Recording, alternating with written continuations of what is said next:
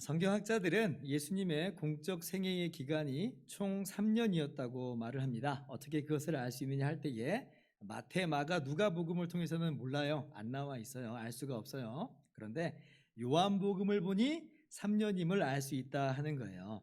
우리나라에도 설이나 추석 같은 명절이 있듯이 유대인들에게도 매년 세는 명절이 있습니다. 그 중에서도 큰 명절이 있는데 유월절, 오순절, 초막절을 일컬어서 3대 명절이라 이렇게 불러요. 그런데 요한복음을 보면 이 유월절이 총 3번 나오는 것을 알 수 있다는 거예요. 요한복음 2장 13절에 보면 가나 혼인잔치의 기적이 있은 지 얼마 후에 유월절이 가까웠다 하는 말씀이 나와요. 첫 번째 유월절이죠. 그리고 요한복음 6장 4절에도 보면 주님께서 오병이어의 기적을 일으키실 때가 또 유월절 직전이었다 이야기를 합니다.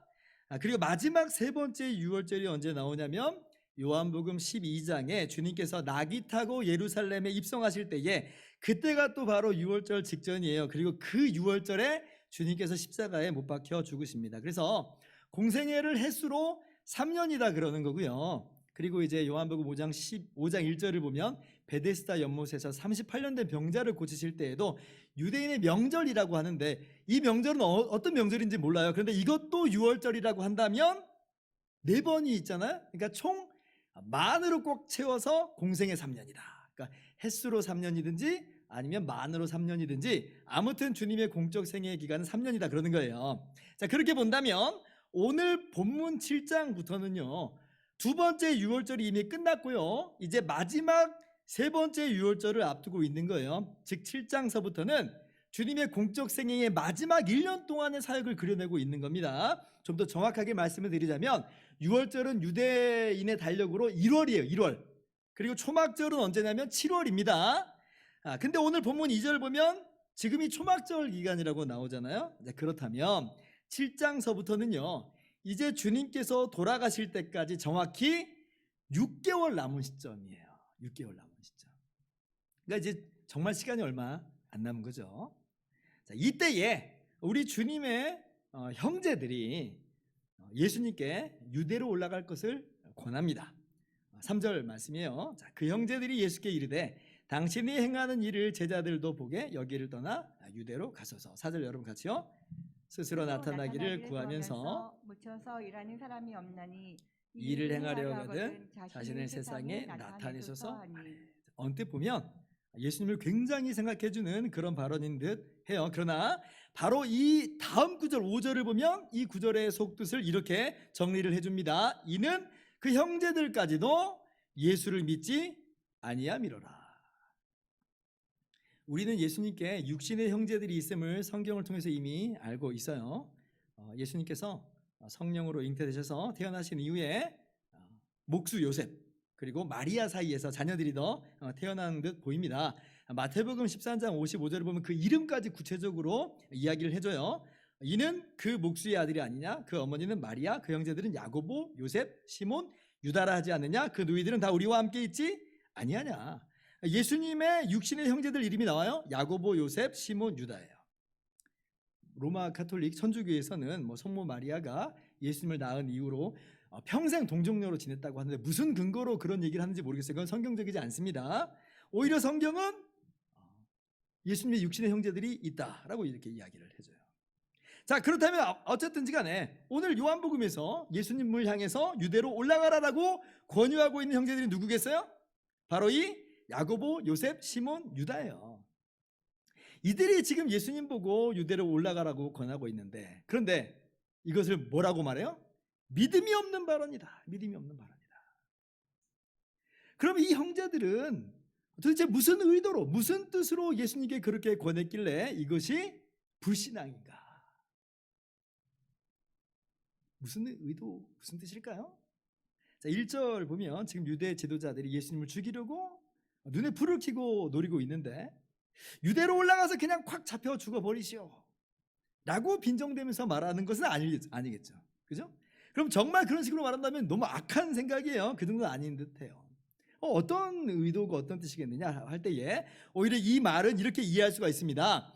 호랑이를 잡으려면 호랑이 굴로 들어가야 된다는 말처럼 갈릴리 같은 이런 촌구석 시골에서 떠돌아다니지 말고 위험 부담은 좀 있지만 유대 심장부로 들어가서 지지 세력을 확실하게 규합하라는 거예요. 그리고 그렇게 유대 사회를 한데로 모아서 이스라엘 왕국을 건설하라는 그런 주문으로 볼 수가 있는 거죠. 지금 아무리 갈릴리에서 이름을 떨친다 한들 지금 유대 사회의 주도권은 바리새인이나 사두개인들이 쥐고 있으니까 그 주도권을 가져오라는 거예요. 그게 변혁의 시작입니다. 그래야 로마 제국으로부터 이스라엘을 독립시키든 말든 그럴 수 있지 않겠는가. 이게 바로 동생들의 마음이라는 거예요. 형님은 큰 일을 하실 분인데 지금 그 큰 일을 하라는 거예요. 그러나 이걸 두고 성경은 뭐라고 말해요? 이는 그 형제들까지도 예수를 믿지 아니함이로라. 예수님께서 로마 제국과 같은 이런 이 땅의 제국을 이루기 위해서 이 세상에 오신 것이 아니죠. 주님께서 행하신 그 많은 기적들과 가르침은 그렇게 사람들을 규합해가지고 이 땅의 제국을 뒤집어 엎으라는 그런 의도에서 하신 게 아니에요. 오히려 주님께서는 죄의 세력을 이기고 사단의 세력을 끝장내시는 것으로 진정한 하나님의 나라를 건설하러 이 땅에 내려오신 거예요. 그렇기 때문에 이 나라는 총과 칼로 건설할 수 있는 것이 전혀 아닙니다. 오직 죄인을 위해서 그 죄값을 대신 치러주시는 하나님 아들의 십자가 죽으심으로만 건설될 수 있는 나라예요. 그런데 예수님의 육신의 형제들은 이걸 아직도 모르고 있다는 거죠. 이들의 시야 속에 있는 것은 오직 이 땅의 나라, 이 땅의 제국뿐이에요. 어쩌면 예수님이 하나님의 아들이신 것조차 믿지 못하고 있는 것이에요.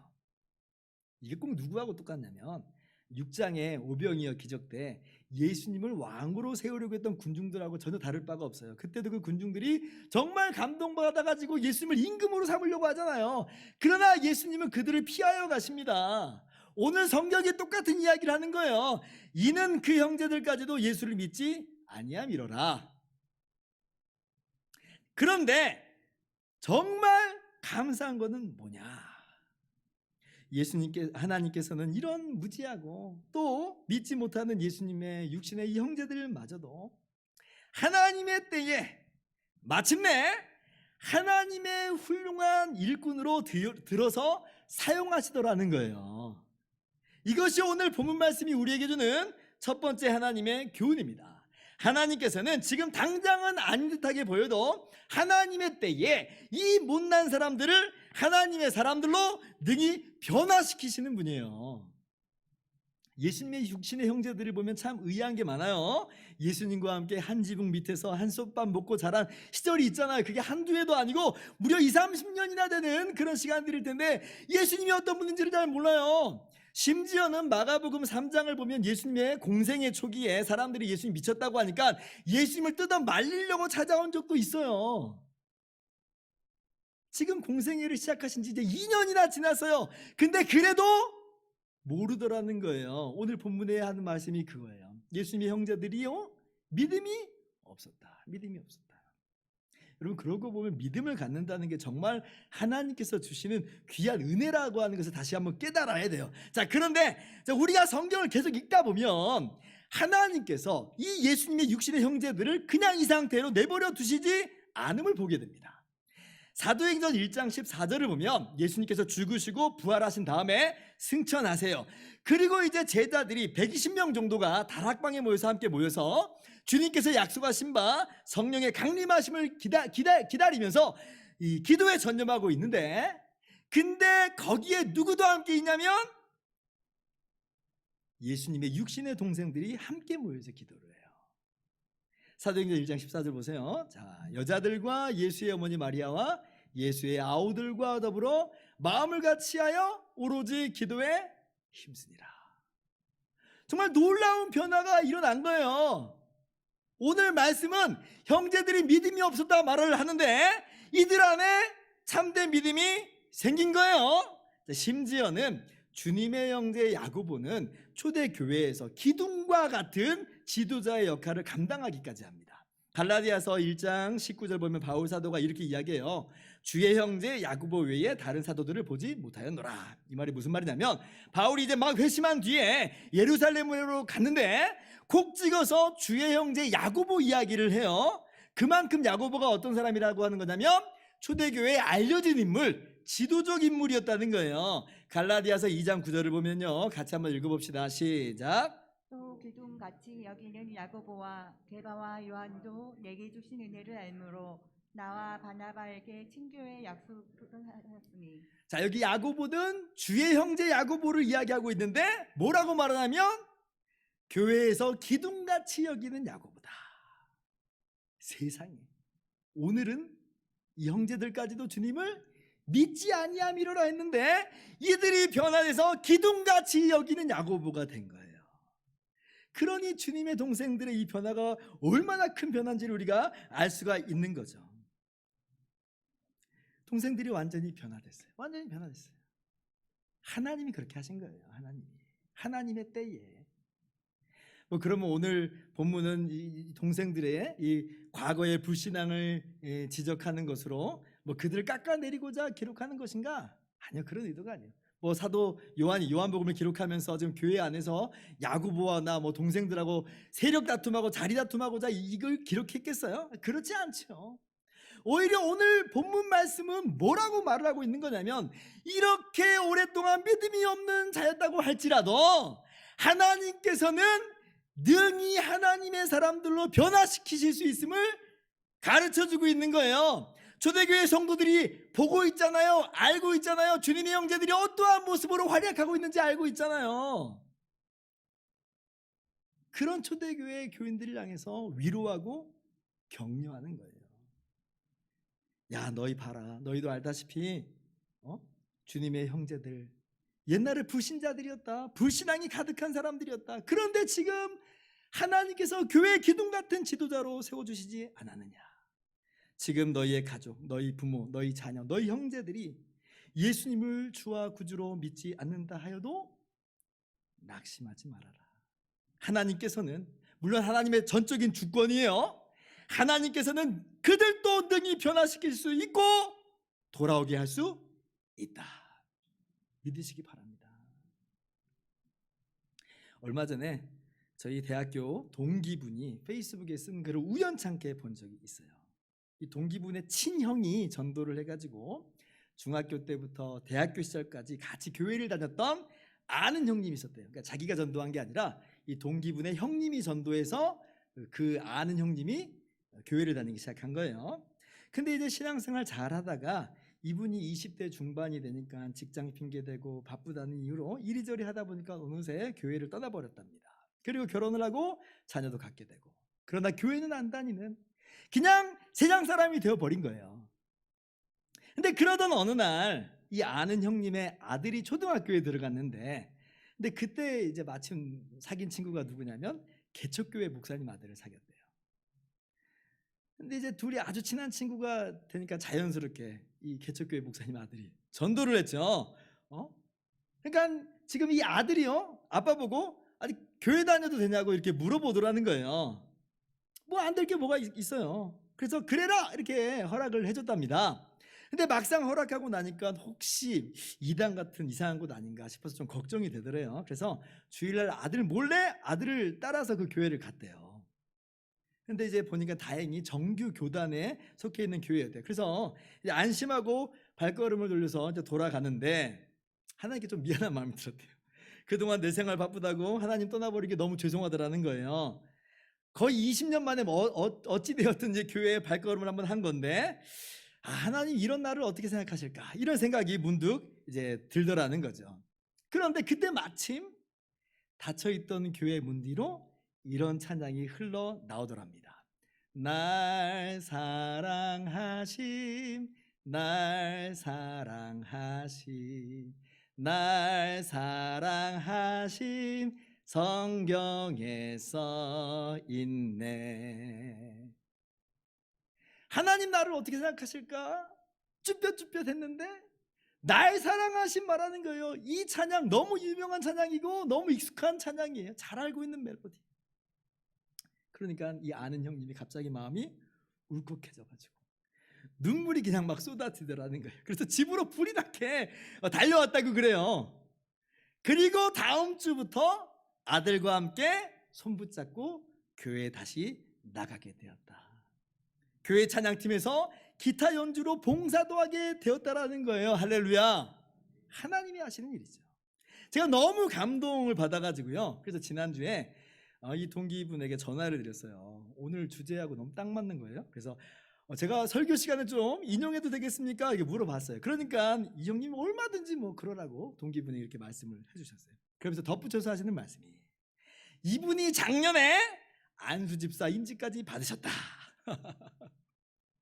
이야, 우리 하나님 얼마나 기가 막혀요. 근 20년이 흘렀어도 자기 생활하겠다고 하나님 떠나버린 사람인데, 그러나 하나님께서는 잊지 않으시고 능히 돌아오게 하시더라.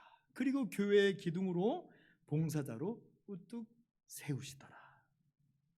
저는요, 오늘 요한복음 말씀을 듣고 있는 당시 초대교회 사람들이 정말 참 많은 위로를 받았을 거라 생각해요. 아니, 세상에 야고보도 이런 시절이 있었어? 우리도 마찬가지예요. 우리가 예수님을 알고 믿고 그래서 예수님께 나와 이렇게 즐거이 우리 주님께 예배를 드리고 있지만, 우리 중에도 사랑하는 가족이나 친척이, 또 친구가 아직도 예수님을 믿지 않고 있는 분들이 있기도 해요. 어쩌면 가족 중에서 나만 예수님 믿고 있을지도 몰라요. 그들이 예수님 믿을 수 있도록 우리가 정말 나름대로 애쓰고 수고하고 전도하고 기도하고 있지만 여전히 시원치 않은 그런 반응만 보여요. 그러니 우리가 얼마나 낙심이 되는지는 몰라요. 그들이 정말 예수님만 믿으면 소원이 없겠는데 눈이 가려져 있어서 보지를 못해요. 너무 지치고 속상하고 답답해요. 그런데 오늘 말씀 보니까 어때요? 이야, 이 육신의 형제들, 예수님의 육신의 형제들, 예수님을 아직 믿지 아니함이로라 하던 이 형제들도 나중에 이렇게 놀랍게 변화되는구나. 하나님께서 주권적으로 역사하시니 예수님 믿게 되고 하나님 나라의 기둥 같은 자들이 되는구나. 그러므로 사랑하는 성도 여러분, 오늘 주님의 말씀에 위로를 받으시기 바랍니다. 그리고 기대했으면 좋겠어요. 주님이 하시면 됩니다. 그런 마음으로 우리가 지치지 않고 계속 기도하는 거예요. 또 전도하는 거예요. 여러분 가정 안에도 이러한 눈물의 기도 제목이 있을 줄 알아요. 그 기간이 굉장히 오래됐을 수도 있어요. 뭐 저희 집도 마찬가지예요. 저희 집도 여러분과 다를 바가 하나도 없습니다. 그러나 우리 포기하지 말고 지치지 말고 주님의 은혜를 기대하면서 기다리면서 기도하면서 복음 전하면서 나가시는 저와 여러분 되기를 주님의 이름으로 축원합니다. 하나님께서 우리에게 주시는 두 번째 교훈이 있어요. 다른 사람들이 무엇라고 하든지, 다른 사람들이 어떠한 태도를 취하고 있든지 간에 우리는 신앙 때문에 세상에 미움받는 것을 두려워하거나 주저하지 말자 하는 겁니다. 자, 예수님께서 동생들에게 하신 말씀입니다. 7절이에요. 같이 한번 읽어봅시다. 시작. 세상이 너희를 미워하지 아니하되 나를 미워하나니 이는 내가 세상의 일들을 악하다고 증언합니다. 6절부터 보면 이 동생들의 권유를 거절하시면서 아직 올라가지 않겠다고 8절에 말씀을 하십니다. 이 말은 너희들과 함께 공개적으로 올라가지 않겠다 하시는 말씀이에요. 그래서 예수님께서는 나중에 은밀하게 예루살렘에 올라가시죠. 이게 유대인들이 죽이려고 했기 때문에 두려워서 그렇게 하신 것이 아니라 아직 주님께서 십자가에 달려 죽으실 때가 아니라는 거예요. 정확하게 6개월 뒤에는 공개적으로 올라가시죠. 그리고 그때는 죽으시는 거예요. 아무튼 뭐 동생들은 뭐 지금 이게 무슨 말인지 못 알아들을지, 못 알아들을지라도 그렇다는 겁니다. 자, 그런데 이 말씀을 하시는 중에 지금 이 7절 말씀을 끼워 넣고 있어요. 우리가 함께 읽었다시피 6절에서 8절로 바로 넘어가도 전혀 어색하지 않아요. 오히려 이 7절이 그 가운데 들어가 있는 것이 더 어색하게 여겨질 정도예요. 그러나 주님께서는 7절 말씀을 굳이 하세요. 왜 그래요? 왜 그러냐면 주님께서 이 말씀하신 것은 그 맥락상 의미가 있어요. 동생들은요, 지금 예수님이 유대에 올라가시기만 하면, 그래서 거기서도 오병이어 기적 같은 그런 일을 행하시기만 하면 세상이 둘팔 벌려서 예수님을 환영할 거라고 말하고 있는 거예요. 그래서 올라가시라는 거예요. 그러나 주님은 아세요. 아니다. 세상은 나를 미워할 것이다. 아니, 세상은 나를 미워할 수밖에 없다. 왜 그래요? 만약에 예수님께서 정치적, 군사적, 사회 지도자로서 등극하시는 거라면 사실 세상은 전혀 미워하지 않을 거예요. 그러나 주님께서는 그렇게 하실 의도가 전혀 없죠. 오히려 주님께서는 진짜로 행하시는 일, 주님의 말씀과 행동, 그 의도는 세상의 반대를 받을 수밖에 없음을 분명하게 말씀하세요. 아니 도대체 주님께서 무슨 일을 행하시길래, 주님께서 도대체 무슨 말씀을 하시길래 세상이 예수님을 미워한다는 거예요? 7절 말씀, 내가 세상의 일들을 악하다 증거하기 때문이다. 그래서 예수님은 세상의 지지를 받을 수 없는 것이고요, 예수님은 그러한 세상의 지지를 받으실 마음이 전혀 없어요. 세상의 일들은 악하다, 이 말의 뜻은 두 가지입니다. 첫 번째 측면은 세상은 윤리적으로 도덕적으로 타락해 있고 예수님께서는 그러한 죄들을 분명하게 지적하시기 때문에 세상이 미워한다는 뜻이에요. 실제로 세상은 빛을 미워하고 어둠을 사랑하기 때문에 지적당하면 견디지를 못하죠. 세례 요한이 예수님 앞서 등장하셔서 회개하라, 천국이 가까웠느니라 선포하십니다. 그래서 많은 사람들이 세례 요한을 따라요. 그런데 왜 세례 요한이 죽임을 당했냐면 마태복음 14장을 보면 당시 로마 제국의 분봉왕이었던 헤롯을 향해서 동생의 아내를 취한 것이 옳지 않다 그랬거든요. 입바른 소리, 쓴소리를 한 거예요. 올바른 소리를 한 거예요. 그러니까 헤롯이 세례 요한을 잡아다가 감옥에 넣어버립니다. 그래도 헤롯은 죽일 마음까지는 없었는데 그 아내가 되었던 헤로디아가요, 지금 세례 요한이 자신에 대해서 옳지 않다 그랬잖아요. 그러니까 앙심을 품고 헤롯 왕에게 요청을 하는 거예요. 세례 요한 목 베어 죽이라고. 그래서 결국 세례 요한이 그렇게 허망하게 죽임을 당한 겁니다.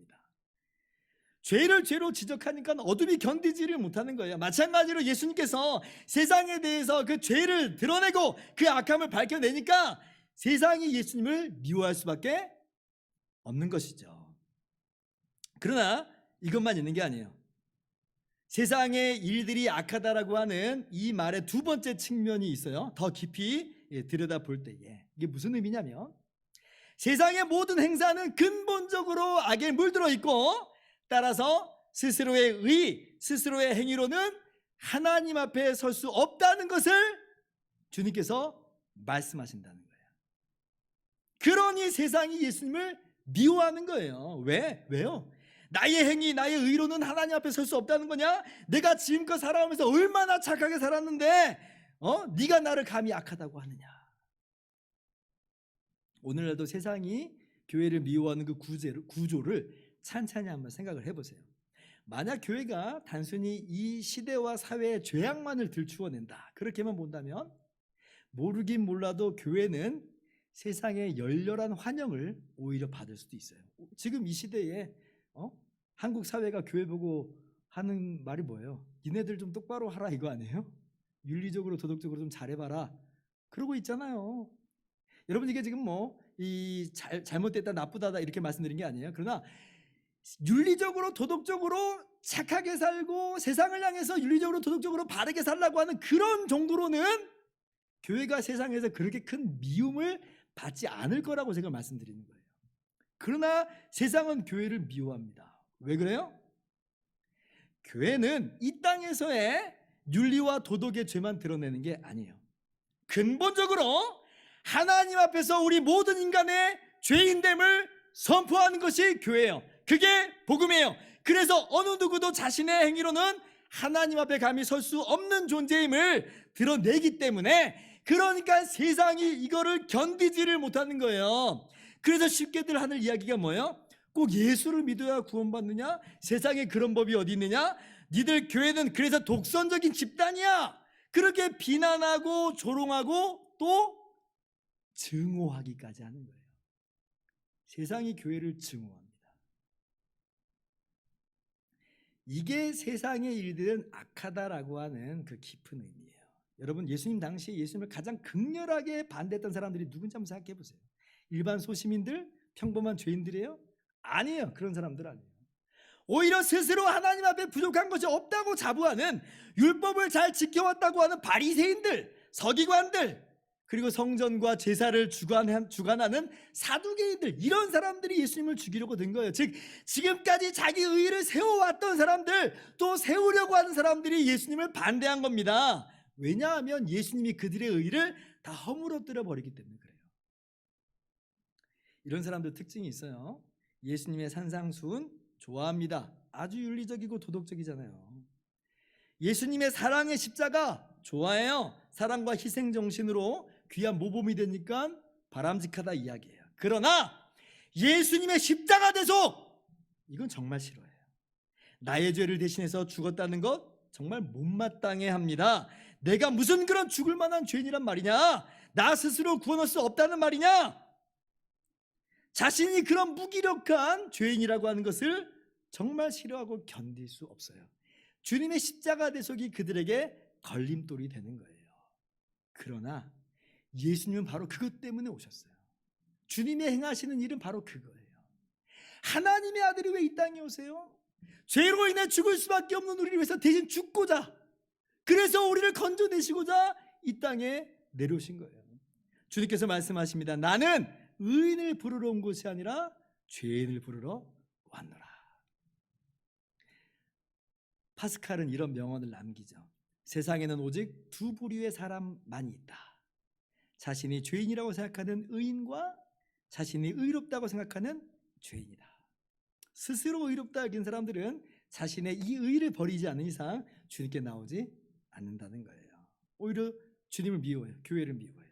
그러나 그런 사람들이 자신의 의가 다 부서지면 그때 주님께 나오는 거예요. 천부여 의지 없어서 손 들고 옵니다 하면서 오직 주님만을 의지하는 거죠. 여러분, 이게 복음이에요. 이게 복음이에요.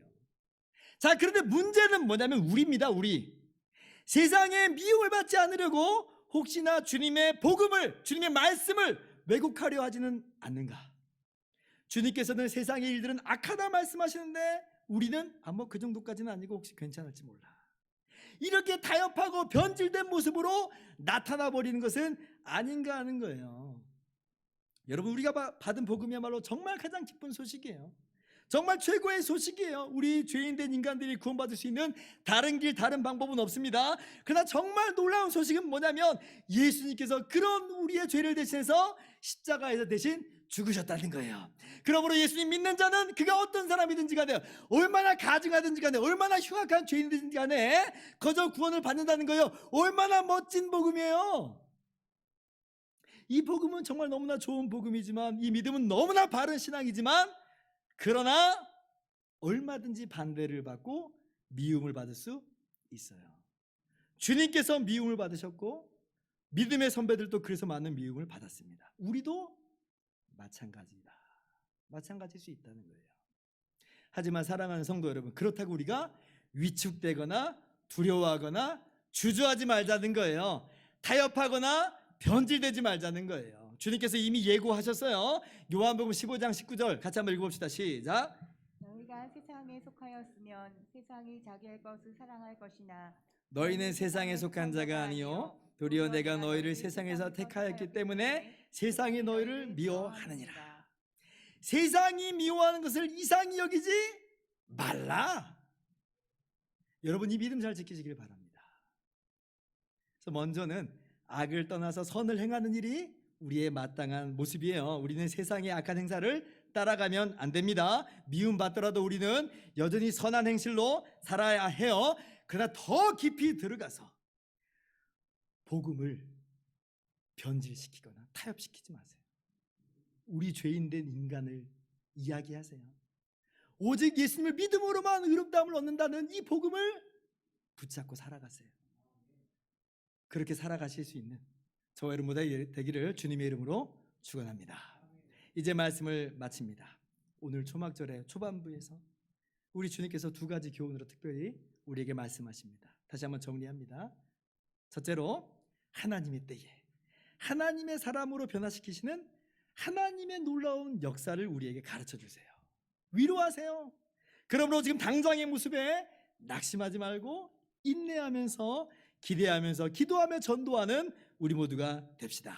그리고 둘째로, 신앙 때문에 세상의 미움을 받을 수 있음을 가르쳐 주세요. 예수님께서 그래서 미움을 받으셨어요. 그렇다면 우리 역시 미움받는 것에 두려워하지 말아야 하겠습니다. 선한 행실 때문에 미움받는 것 두려워하지 마시고 복음의 진리 때문에 미움받는 것 두려워하지 마시기 바랍니다. 오히려 선한 행실로 그리고 복음의 진리를 담대히 선포하면서 살아가는 우리 모두가 되기를 주님의 이름으로 축원합니다.